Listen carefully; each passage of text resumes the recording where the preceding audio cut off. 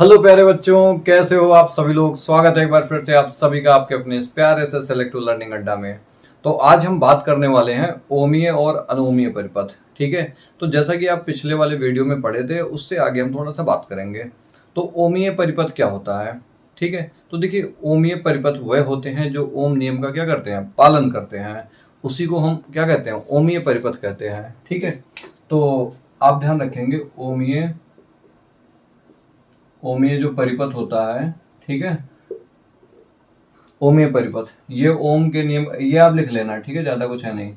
ओम के नियम का क्या करते हैं, पालन करते हैं। ठीक है, उसी परिपथ को हम क्या कहते हैं, ओमीय परिपथ कहते हैं। यानी कि v और i का जो अनुपात होता है वो नियत होता है। क्या होता है, नियत, यानी कि किसी कांस्टेंट के बराबर होता है।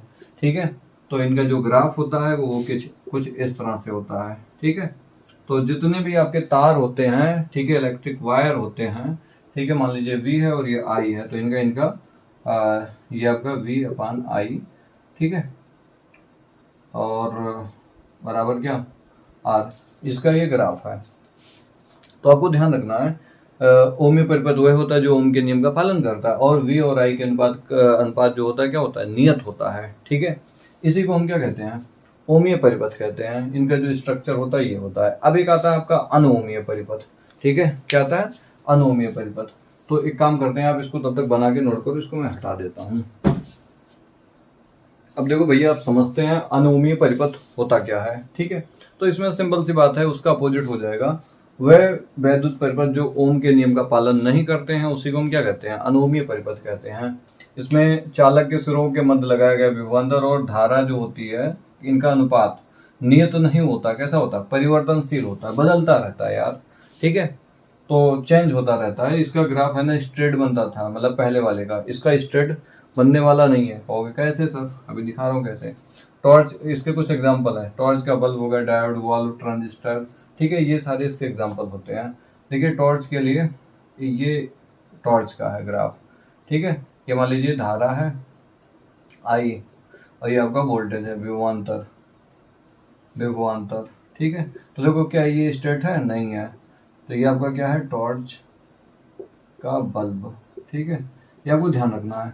और डायोड के लिए ये ग्राफ होती है। ठीक है, डायोड, यहाँ पर भी आप देख सकते हैं, ये धारा है और ये आपका विभवांतर है। यहाँ पे देखो धीरे धीरे बढ़ता रहा, अचानक इसका ग्राफ चेंज हो गया, यानी कि विभवांतर बढ़ाने पर धारा बढ़ा ही नहीं है, ये इसका मतलब ये है। और यहाँ पे देखिए डायोड में क्या हो रहा है, पहले धारा आपका क्या था, कम था, तो वोल्टेज बढ़ाया जा रहा था, तो उस समय मतलब इनका करंट और वोल्टेज का जो रेशियो है ना, कहीं सेम नहीं मिल रहा है। कुल मिला के इस ग्राफ में यही दिखाया गया है।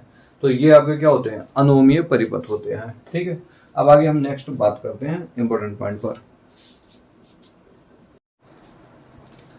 हेलो प्यारे बच्चों, कैसे हो आप सभी लोग। स्वागत है एक बार फिर से आप सभी का आपके अपने इस प्यारे से सेलेक्टिव लर्निंग अड्डा में। तो आज हम बात करने वाले हैं ओमीय और अनोमीय परिपथ। ठीक है, तो जैसा कि आप पिछले वाले वीडियो में पढ़े थे उससे आगे हम थोड़ा सा बात करेंगे। तो ओमीय परिपथ क्या होता है। ठीक है, तो देखिए ओमीय परिपथ वह होते हैं जो ओम नियम का क्या करते हैं, पालन करते हैं। उसी को हम क्या कहते हैं, ओमीय परिपथ कहते हैं। ठीक है, तो आप ध्यान रखेंगे ओमीय जो परिपथ होता है, ठीक है, ओमीय परिपथ ये ओम के नियम, ये आप लिख लेना। ठीक है, ज्यादा कुछ है नहीं। ओम के नियम का क्या करते हैं, पालन करते हैं। ठीक है, उसी परिपथ को हम क्या कहते हैं, ओमीय परिपथ कहते हैं। यानी कि V और I का जो अनुपात होता है वो नियत होता है। क्या होता है, नियत, यानी कि किसी कांस्टेंट के बराबर होता है। ठीक है, तो इनका जो ग्राफ होता है वो कुछ इस तरह से होता है। ठीक है, तो जितने भी आपके तार होते हैं, ठीक है, इलेक्ट्रिक वायर होते हैं, ठीक है, मान लीजिए V है और ये I है, तो ये आपका V अपान I, ठीक है, और बराबर क्या R, इसका ये ग्राफ है। तो आपको ध्यान रखना है ओमीय परिपथ वह होता है जो ओम के नियम का पालन करता है, और V और I के अनुपात जो होता है क्या होता है, नियत होता है। ठीक है, इसी को हम क्या कहते हैं, ओमीय परिपथ कहते हैं। इनका जो स्ट्रक्चर होता है ये होता है। अब एक आता है आपका अनोमीय परिपथ। ठीक है, क्या आता है, अनोमीय परिपथ। तो एक काम करते हैं, आप इसको तब तक बना के नोट करो, इसको मैं हटा देता हूं। अब देखो भैया, आप समझते हैं अनोमीय परिपथ होता क्या है। ठीक है, तो इसमें सिंपल सी बात है, उसका अपोजिट हो जाएगा। वह वैद्युत परिपथ जो ओम के नियम का पालन नहीं करते हैं उसी को हम क्या कहते हैं, अनोमीय परिपथ कहते हैं। इसमें चालक के सिरों के मध्य लगाया गया विभवांतर और धारा जो होती है इनका अनुपात नियत नहीं होता, कैसा होता है, परिवर्तनशील होता है, बदलता रहता है यार, ठीक है, तो चेंज होता रहता है। इसका ग्राफ है ना स्ट्रेट बनता था, मतलब पहले वाले का, इसका स्ट्रेट बनने वाला नहीं है। कहोगे कैसे सर, अभी दिखा रहा हूँ कैसे। टॉर्च, इसके कुछ एग्जाम्पल है, टॉर्च का बल्ब हो गया, डायोड, वाल्व, ट्रांजिस्टर, ठीक है, ये सारे इसके एग्जाम्पल होते हैं। देखिए टॉर्च के लिए ये टॉर्च का है ग्राफ, ठीक है, ये मान लीजिए धारा है आई और ये आपका वोल्टेज है विभवांतर, विभवांतर, ठीक है। तो देखो क्या ये स्ट्रेट है, नहीं है, तो ये आपका क्या है, टॉर्च का बल्ब, ठीक है, ये आपको ध्यान रखना है। और डायोड के लिए ये ग्राफ होती है, ठीक है, डायोड, यहाँ पर भी आप देख सकते हैं ये धारा है और ये आपका विभवांतर है। यहाँ पे देखो धीरे धीरे बढ़ता रहा, अचानक इसका ग्राफ चेंज हो गया, यानी कि विभवांतर बढ़ाने पर धारा बढ़ा ही नहीं ये इसका मतलब ये है। और यहाँ पे देखिए डायोड में क्या हो रहा है, पहले धारा आपका क्या था, कम था, तो वोल्टेज बढ़ाया जा रहा था, तो उस समय मतलब इनका करंट और वोल्टेज का जो रेशियो है ना कहीं सेम नहीं मिल रहा है कुल मिला के, इस ग्राफ में यही दिखाया गया है। तो ये आपके क्या होते हैं, अनोमीय परिपथ होते हैं, ठीक है। अब आगे हम नेक्स्ट बात करते हैं इंपॉर्टेंट पॉइंट पर। अब समझते हैं ना वैद्युत ऊर्जा क्या होती है और जूल का नियम क्या है, ठीक है। तो देखिए हमारे पास कोई भी वैद्युत परिपथ हो ना, तो उसमें जब भी हम आवेश को प्रवाहित करते हैं, एक जगह से दूसरे जगह ले जाते हैं, तो काम करना पड़ता है, उसी काम को हम वैद्युत ऊर्जा कहते हैं। आवेश को एक जगह से दूसरे जगह ले जाते हैं, उसी काम को हम क्या कहते हैं, जो काम करना पड़ता है यार, अरे जो काम करना पड़ता है, ठीक है, यानी कि काम का मतलब कार्य करना पड़ता है ना, उसी को हम क्या कहते हैं, वैद्युत ऊर्जा कहते हैं। अब आप कहेंगे सर कैसे करते हैं, कैसे करते हैं, ऐसे ऐसे करते हैं। चल देखो हम क्या करते हैं, पहले वोल्टेज लगाते हैं तार के सिरों के मध्य, मान लीजिए तार है, ठीक है, यहाँ पे लगाएंगे, ऐसे बैटरी लगा देंगे। अब यहाँ से इलेक्ट्रॉन ये ठीक है ट्रांसफर होना चालू हो जाएंगे, ठीक है। तो यहाँ से यहाँ तक जाने में कितना काम करना पड़ा है ना, यही वैद्युत ऊर्जा कहलाएगी या कार्य, समझ सकते हैं। तो मैंने डेफिनेशन यहाँ पे लिखी है, जब किसी चालक तार वैद्युत धारा बहती है, जब किसी चालक तार में है ना वैद्युत धारा क्या होती है, बहती है, तो तार में वैद्युत ऊर्जा, जो वैद्युत ऊर्जा होती है, यानी कि अब इसको एक जगह से दूसरी जगह ले जाने वाली जो कार्य होती है, उसी को क्या कहते हैं, ऊर्जा। वही किसमें बदल जाती है, ऊष्मा में परिवर्तित हो जाती है, ठीक है। तो हमने मान लिया, चलो ठीक है, हमारे पास भाई धारा वारा प्रवाहित करना है, तो वोल्टेज लगाना पड़ेगा कि नहीं लगाना पड़ेगा, बी वोल्टेज लगा करके क्यू आवेश एक जगह से दूसरी जगह तक जाता है, तो आपका जो कार्य होता है ना W, V इंटू कितना होता है, Q। अब आप जानते हैं Q बराबर क्या होता है, I इंटू टी, मतलब धारा T समय, जो आवेश है ना T समय तक I धारा प्रवाहित हुई, ठीक है। तो यहाँ पे मान रख देंगे W बराबर कितना होगा, V into I into T, ठीक है। हम जानते हैं ओम नियम से होता है कुछ, V बराबर IR होता है, रख देंगे मान यहीं पर, तो W बराबर V, देखो V इंटू, अरे यार V की जगह मान रखना है, यहाँ पे रखो I into R into I into कितना T, इंटू कर दो I स्क्वायर R इंटू कितना T। अच्छा ये बात है, और क्या, ये हो गया। और अगर आपको है ना, देखो यहाँ से V बराबर आपने क्या रखा IR, अगर यहाँ से I बराबर निकालोगे तो V बन कर रखेंगे, R रखो ना यहीं पर, तो W बराबर, एक फॉर्मूला तो आपका ये बन गया, W बराबर I square R into T, एक तो ये हो गया। अब दूसरा हम फिर बनाने चले, है ना, यहाँ पे स्क्वायर है, मान रखो W बराबर V square upon R square, अरे यहाँ पे रख रहा हूँ स्क्वायर है ना I का, तो I का स्क्वायर होगा तो V का स्क्वायर और R का स्क्वायर, V का स्क्वायर और R का स्क्वायर कर दिया, R इंटू कितना होगा T, एक से R उड़ गया, ठीक है, बचा आपका क्या, V square upon R into T, एक फॉर्मूला आपका ये बन गया, ठीक है। हाँ और आपका एक इधर तो था ही, ठीक है। तो ये कुछ फॉर्मूले हैं। अब देखिए क्या होता है ना, उसमें ऊर्जा अगर हमें निकालनी है, उसमें ऊर्जा, ठीक है, तो ध्यान रखना जो आपने काम किया है उसमें ऊर्जा को S से डिनोट कर रहे हैं, जो आपने काम किया है इसमें 4.2 से डिवाइड कर दो, तो अभी तक ये किसमें था, जूल में, तो किसमें आने लगेगा, कैलोरी में, किसमें आएगा, कैलोरी में। तो H का मान, W का मान ये भी रख सकते हो, VIT अपन कितना 4.2 या ये भी रख सकते हैं भाई आई square R into T upon कितना 4.2, या आप ये भी रख सकते हो, ठीक है, कितना V square T upon R into 4 point कितना 2, ये आपके किस में आ जाएंगे, कैलोरी में आ जाएगा, ठीक है।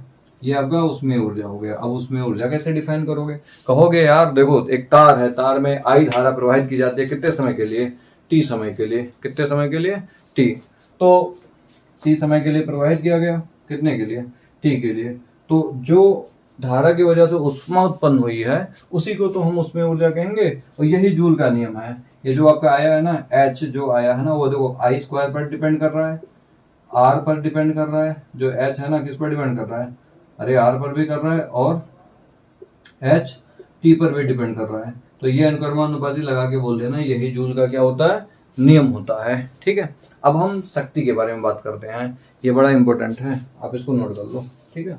हाँ, तो अब समझते हैं हम वैद्युत शक्ति के बारे में, ठीक है। तो देखिए मैं पहले से थोड़ा नोट कर देता हूँ, जिससे है ना आपको थोड़ा आपका टाइम बच जाए और आप स्क्रीनशॉट ले लें या जल्दी जल्दी नोट कर सकते हैं। बट मैं जब समझाऊंगा ना तब नोट ना करें, है ना, वीडियो को रोक करके तब आप नोट कर लिया करें, जिससे डबल फायदा होगा। तो कुछ हमारे पास भाई है वैद्युत शक्ति। अब शक्ति क्या होती है, देखिए शक्ति आपको तब मिलती है ना जब आपको काम करना पड़ता है समय के अनुसार, ठीक है, यही तो शक्ति है। बिना समय लगाए कैसे शक्ति हो जाएगी, तो सुनो, अब पूछो शक्ति किसकी ज्यादा होगी, भाई कम समय में ज्यादा काम कर जाए उसी की शक्ति क्या होगी, पावर उसका ज्यादा होगा, और जो ज्यादा समय ले ले फिर काम ज्यादा ना कर पाए तो उसकी शक्ति क्या होगी, बहुत कम होगी, ठीक है। तो यहाँ पे लिखा है एक बात, वैद्युत परिपथ में ऊर्जा के क्षय होने की दर को हम क्या कहते हैं, शक्ति कहते हैं। देखो वैद्युत परिपथ में ऊर्जा, ऊर्जा का मतलब ये जो आपका डब्ल्यू आया था ना, ये ऊर्जा है, होने की दर, दर का मतलब इसमें समय से डिवाइड कर दो, उसी को शक्ति कहते हैं। इसको हम पी से डिनोट करते हैं, किससे डिनोट करते हैं, पी से।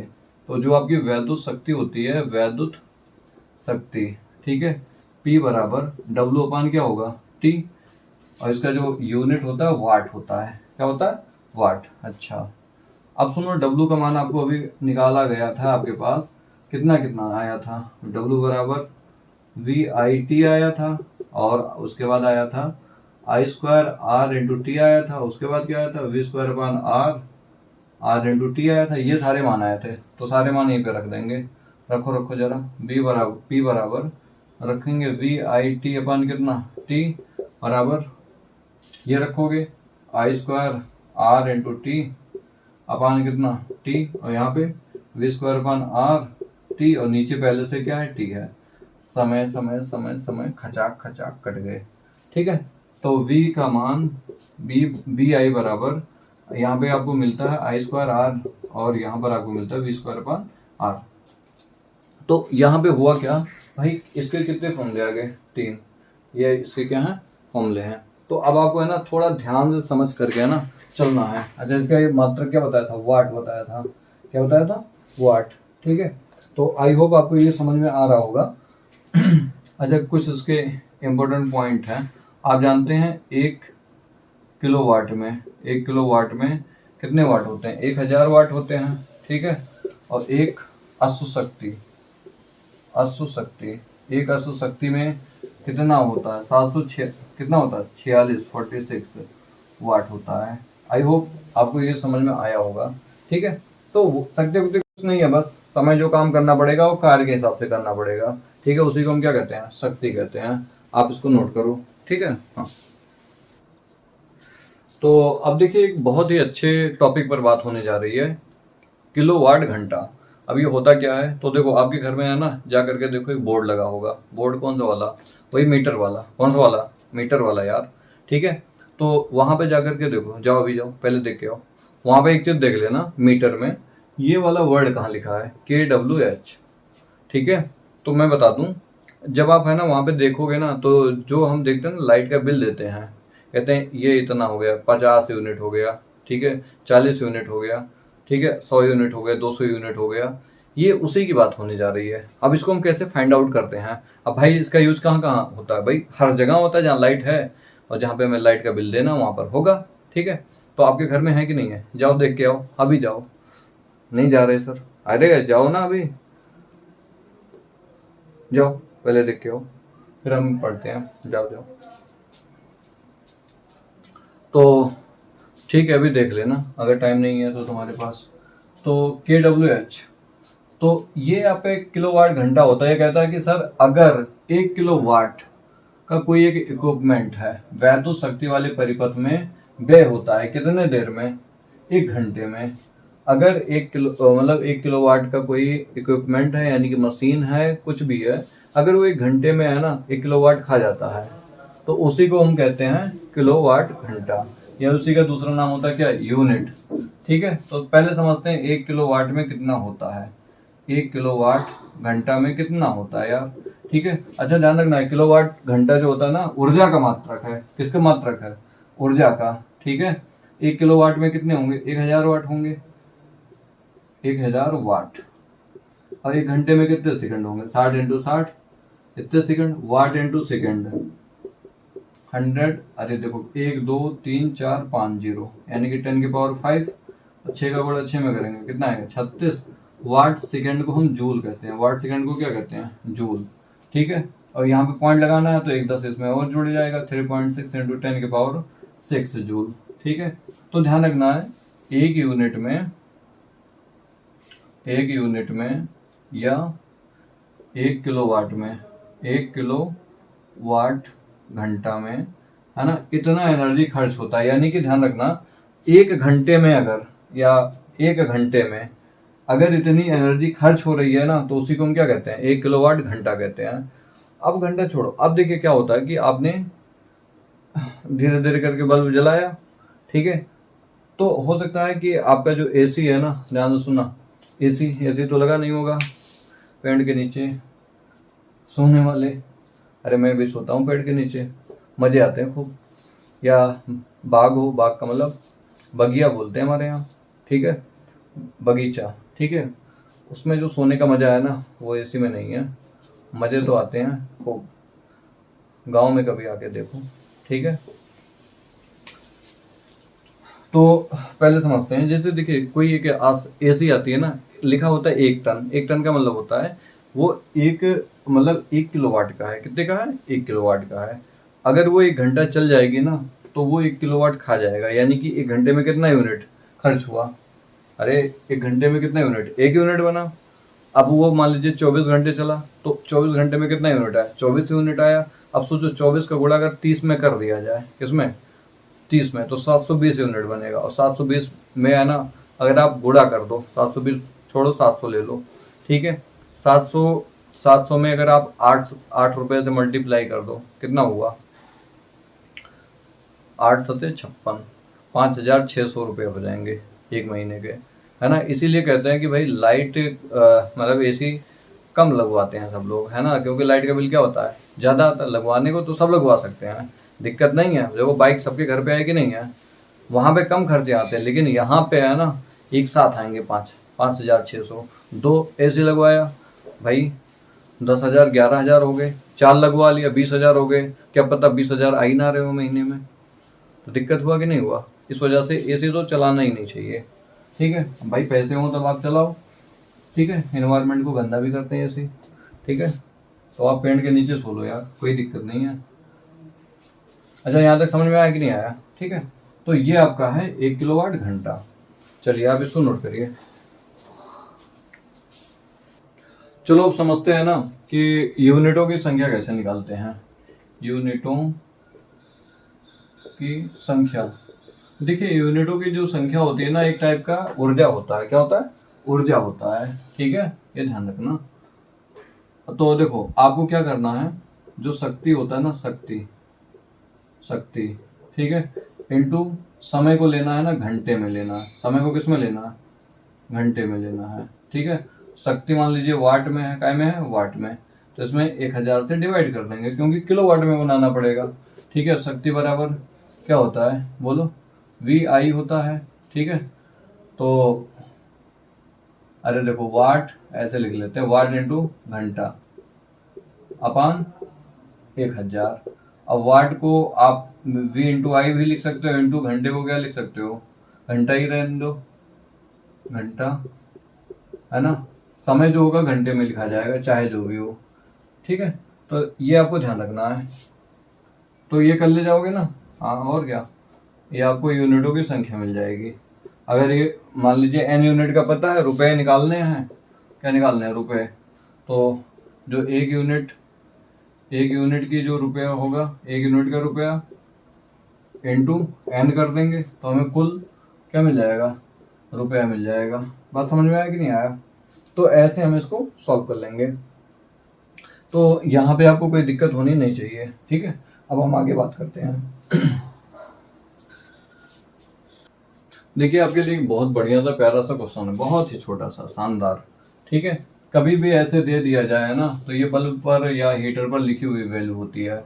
तो V आपको दे रखा है 6, अरे V नहीं है, वाट लिखा है ना, वाट को किससे शो करते हैं भाई, पावर होता है वाट, ठीक है। और वोल्ट आपको दे रखा है V, कितना, 120 वोल्ट दे रखा है। तो आप कहेंगे सर हम जानते हैं, क्या जानते हो, बोलो, कुछ जानते हो? बिल्कुल जानते हैं। आपका P बराबर B स्क्वायर अपान क्या होता है, R को जल ले आओ, इसको जल ले आओ। क्यों? क्योंकि भाई आपको क्या निकालना है, प्रतिरोध। R बराबर B स्क्वायर अपान कितना, R, तो V की वैल्यू कितनी है, 120 इंटू 120 बटे 600, 2 जीरो ये उड़ गए और ये उड़ा दिया 2 बार, गुणा हो जाएगा 24 ओम आ गया, ठीक है। तो आई होप आपको ये समझ में आया होगा। अब हम आगे वाले नेक्स्ट लेक्चर में, है ना, कलर कोडिंग के ऊपर बात करेंगे और प्रतिरोधों का संयोजन किस तरह से करते हैं उस पर बात करेंगे, ठीक है। तो आप तब तक खुश रहिए, मस्त रहिए, पढ़ते रहिए। और इस पर हम न्यूमेरिकल हो सकता है इस लेक्चर के बाद करें या वो टॉपिक खत्म होने के बाद करें, ठीक है। तो आप टेंशन मत लेना, ठीक है, सब चीज मिलेगा आपको, बस मेहनत आपको करना होगा, ठीक है। मिलते हैं अगले नेक्स्ट लेक्चर में।